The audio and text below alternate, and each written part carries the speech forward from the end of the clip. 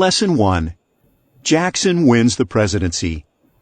During the early 1800s, a growing spirit of democracy changed the political system and affected American ideas about social classes. The main cause stemmed from the influence of Andrew Jackson. He was an American politician during this time who supported expanding democratic rights. From the time of his first campaign for president in 1824 until his death in 1845, he dominated American politics.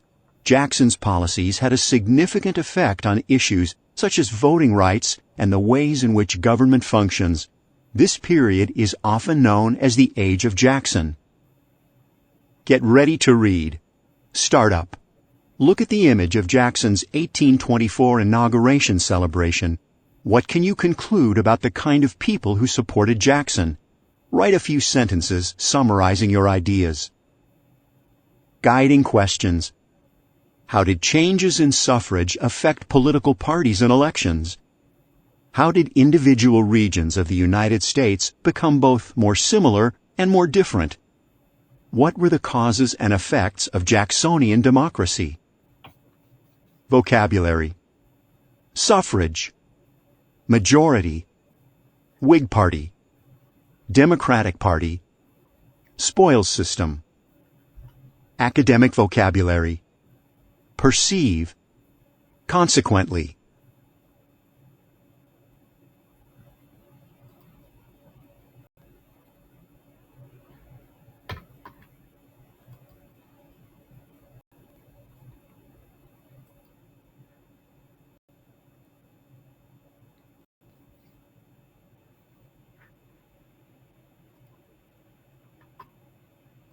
Democracy expands.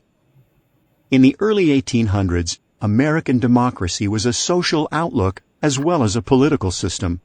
Most Americans did not feel that the rich deserved special respect. Wealthy European visitors to the United States were surprised that servants in American households expected to be treated as equals. Others were amazed that butlers and maids refused to be summoned with bells, as in Europe. Alexis de Tocqueville. A visitor from France, Alexis de Tocqueville became especially well known for his observations on American democracy. He came to the United States in 1831 to study the American prison system. For several months, Tocqueville toured the United States. However, he observed much more than prisons. He observed a society that was becoming more and more democratic. After his return to France, Tocqueville recorded his experiences and observations in a book titled Democracy in America. In it, he admired the American democratic spirit and the American goals of equality and freedom. He also observed that while Americans expected to be treated as equals, equality only went so far. But, overall, he found that the results of the social revolution taking place in America, while still far from coming to an end, were already incomparably greater than anything which has taken place in the world before. Increased suffrage. During the 1820s, or the early years of the Age of Jackson, more Americans gained suffrage, or the right to vote. Others, however, were denied full participation in the growing democracy. The United States was growing rapidly. New states were joining the Union. This growth fed some of the sectional divisions among states over taxes, trade, and other interests. People in the North, South, and West differed in their views on these issues. Despite these disagreements, the regions grew more alike in their eagerness to expand voting rights to nearly all white men and to strengthen democracy. There were many citizens eager to participate in elections. Some of the first states to give voting privileges to white males who did not own property were in the West. In these states, any white man over age 21 could vote. Reformers in the East worked to expand suffrage in that region. By the 1830s, most eastern states had dropped the requirement that voters had to own land. In this way, laborers, artisans, and craft workers and shopkeepers gained the right to vote. Throughout the country, growing numbers of Americans exercised their newly acquired right to vote. Before 1828, the turnout of eligible voters was never more than 27%. That low percentage rose to nearly 58% in the election of 1828. By 1840, voter turnout was nearly 80%. Limits on suffrage. Despite the nation's growing democratic spirit, a great many Americans did not have the right to vote. These included women, Native Americans, and the vast majority of African Americans. Meanwhile, even through Jackson's presidency, a few states kept the requirement that only white male property owners were eligible to vote. Although most white men had won suffrage, free African Americans had lost it. In the early years of the nation, most northern states and a few southern states allowed free African American men to vote.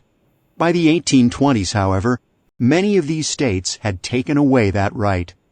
By 1830, only a few New England states permitted free African American men to vote on equal terms with white men. In New York, African American men had to own property in order to vote, while white men did not. No state allowed enslaved African Americans to vote. Reading check. Summarize. How did democracy expand during the age of Jackson?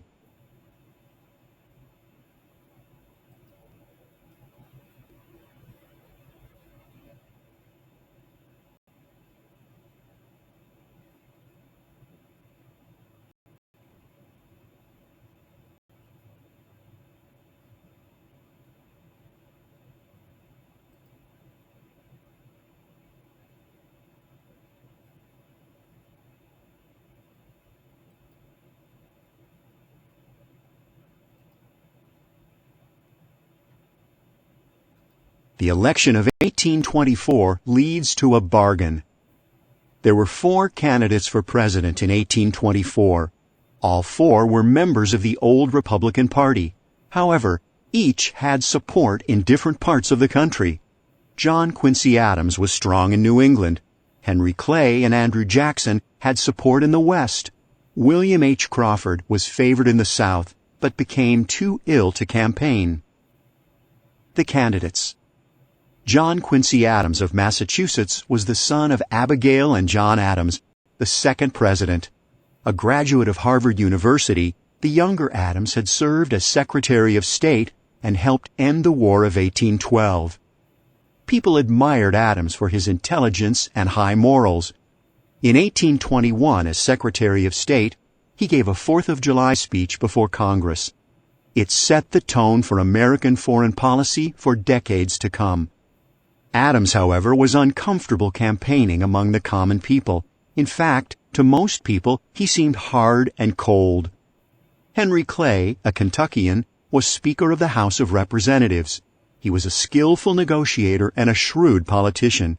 Despite his abilities, Clay was less popular than the other candidate from the West, Andrew Jackson.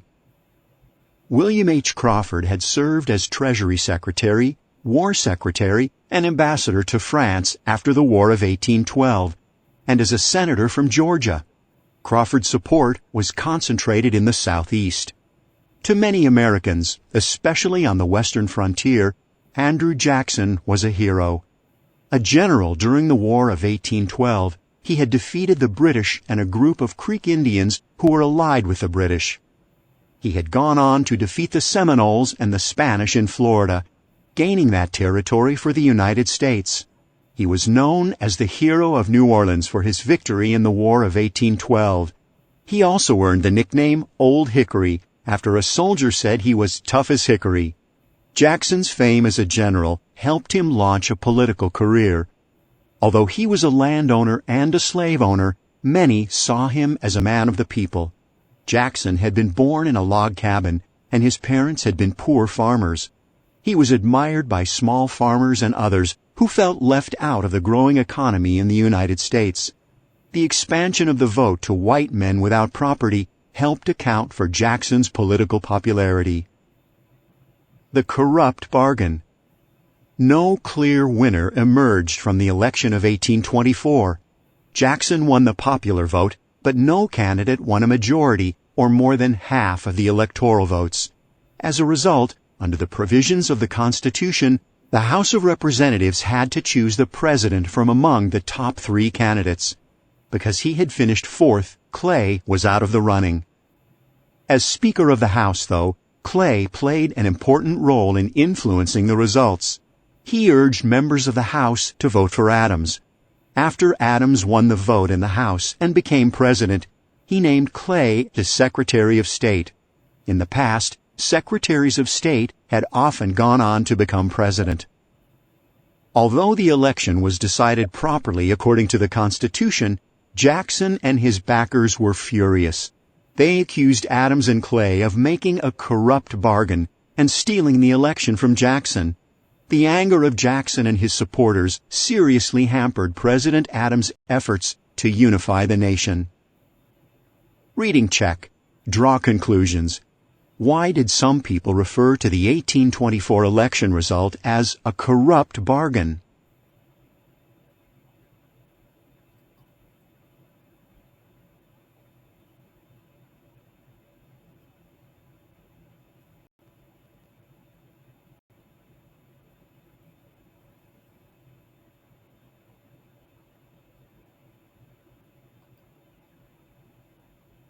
The presidency of John Quincy Adams.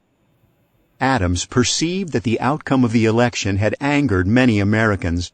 To bring the whole people together, he pushed for a program of economic growth through internal improvements. His plan backfired, however, and opposition to him grew.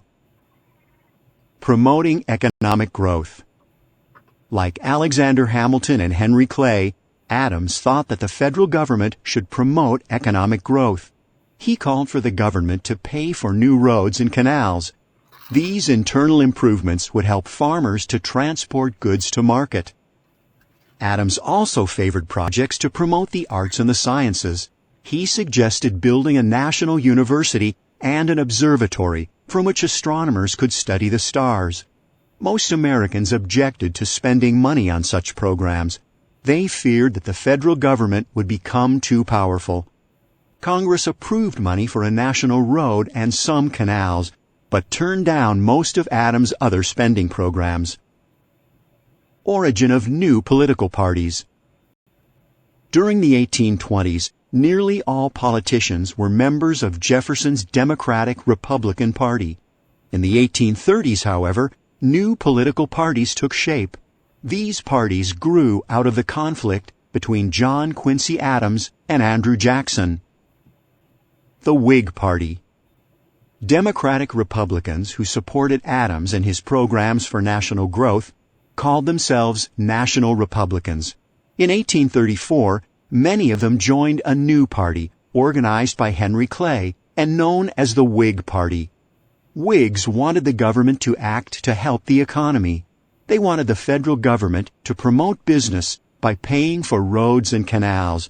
They also wanted the federal government to oversee banks. They believed that a stable banking system would encourage business. Whigs also wanted higher tariffs.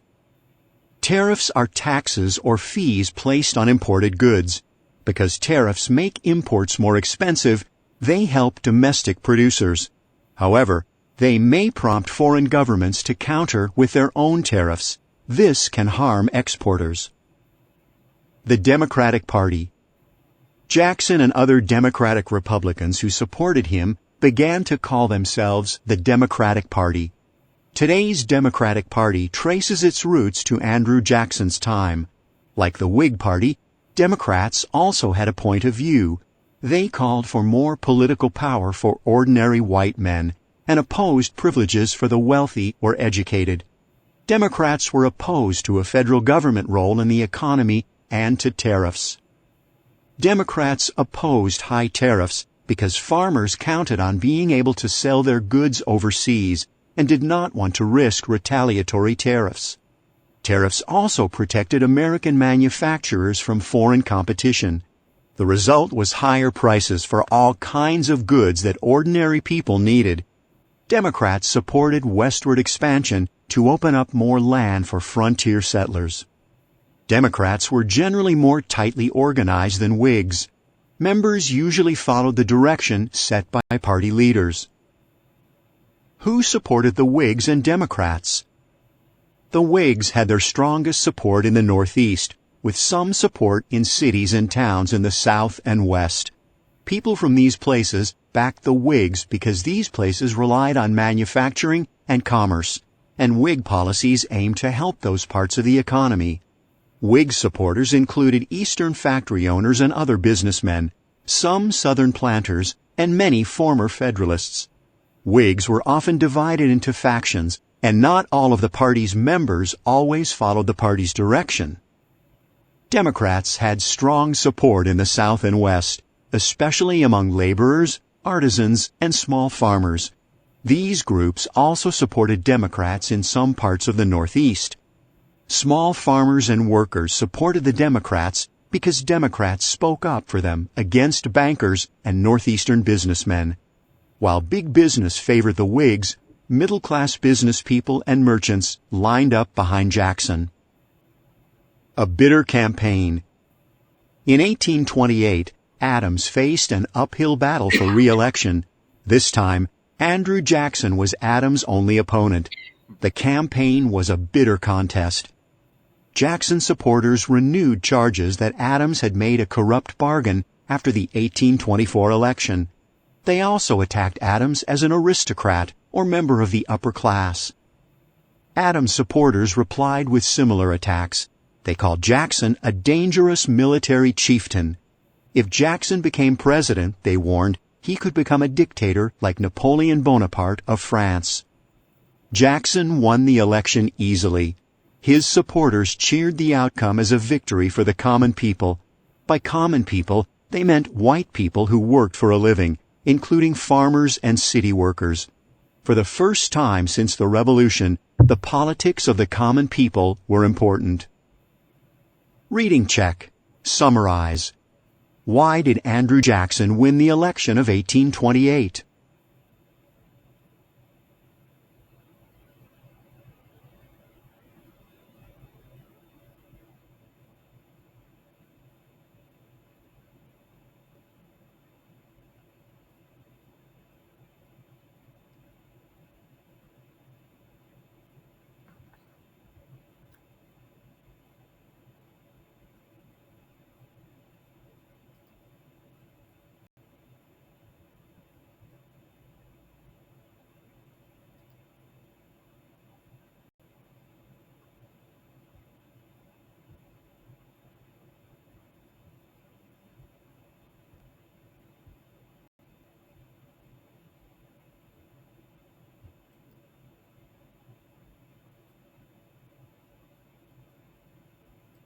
Jacksonian democracy.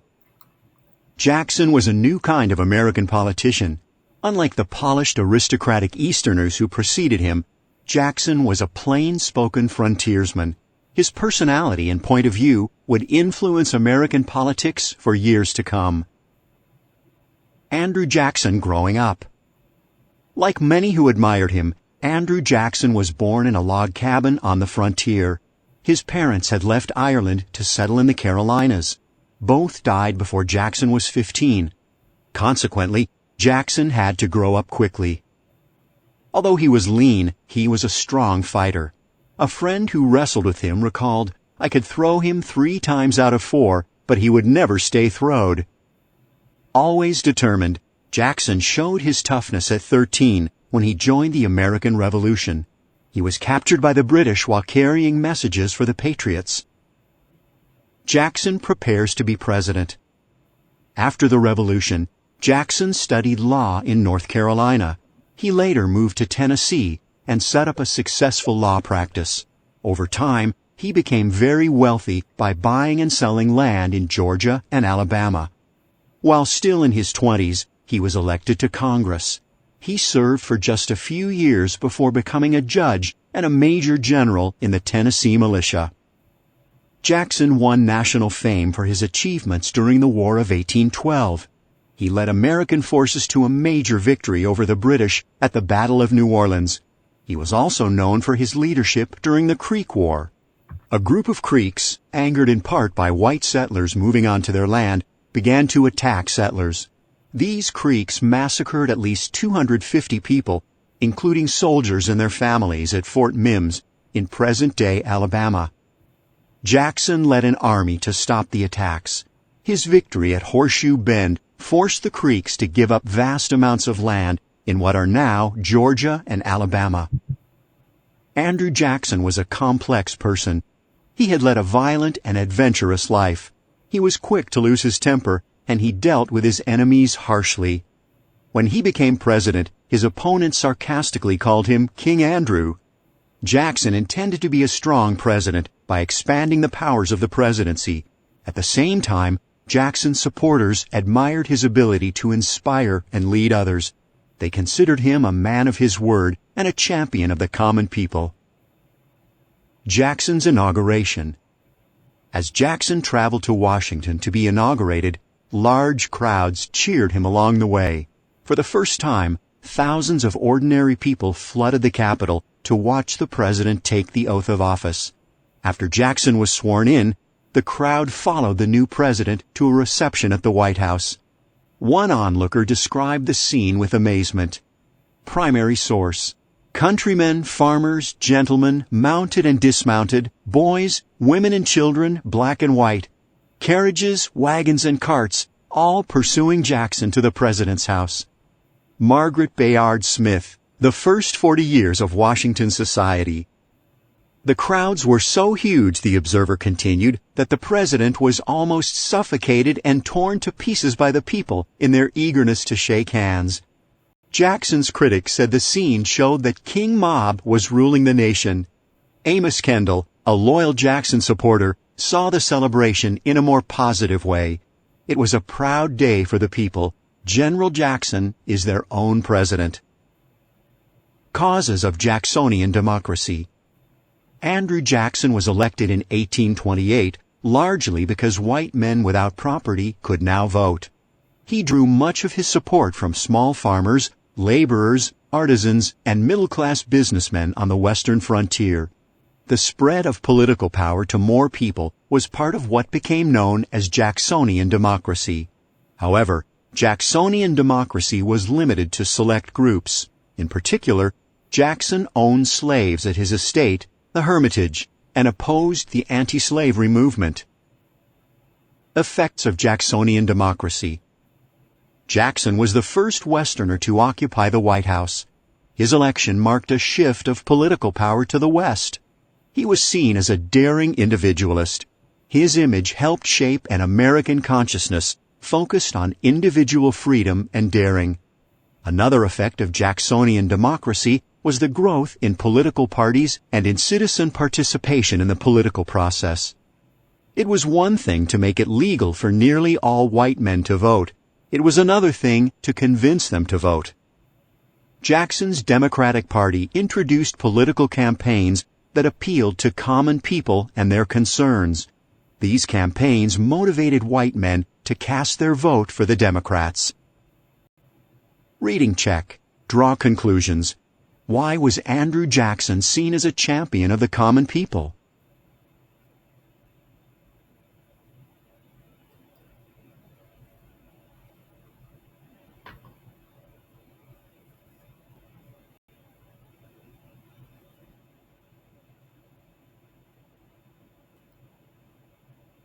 The spoils system. One of the biggest effects of Jacksonian politics was the development of the spoils system.